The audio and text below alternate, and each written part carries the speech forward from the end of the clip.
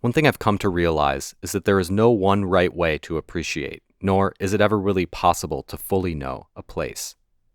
When learning about islands, it sometimes feels as if you're just shy of a comprehensive understanding. But that's always a mirage, an illusion. Even the smallest of islands will leave tales untold, the layers of time, geology, and human history an incomplete patchwork. And so sometimes I give myself the permission to appreciate an island solely by what I can see, not diving any deeper, not seeking that next answer.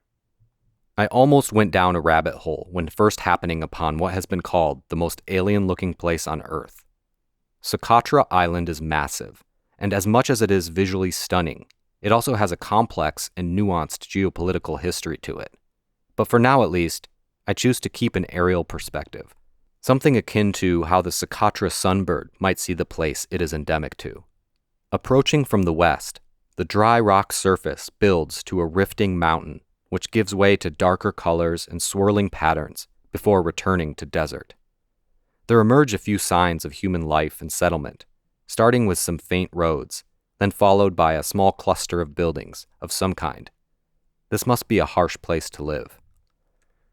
I alter course and head northeast and start to see more plant life. The veins of the earth leading into a palette change with deeper greens in it. A few more little settlements. They blend in well, almost written off as another one of the many patterns this strange land reveals from above. Zooming out to take in the scale once again, I feel my virtual size while sweeping across the place on Google Earth. I'm drawn further east, where a dense forest covers a large swath of mountain, only interrupted by granite outcroppings and some meandering paths. I follow one of these paths down the mountain, and the earth once again fades into desert. While there is little water present in these satellite images, it's clear that it does indeed flow at some point throughout the year, evidenced by the increasing frequency of villages and agriculture to be found alongside it.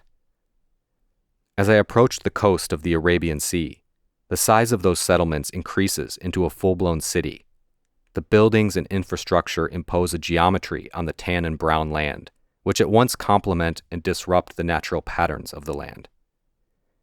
I'm intrigued by this place, by thinking about who lives here and what their lives are like, but soon find myself returning to the desolate rocky expanse that makes up most of Socotra.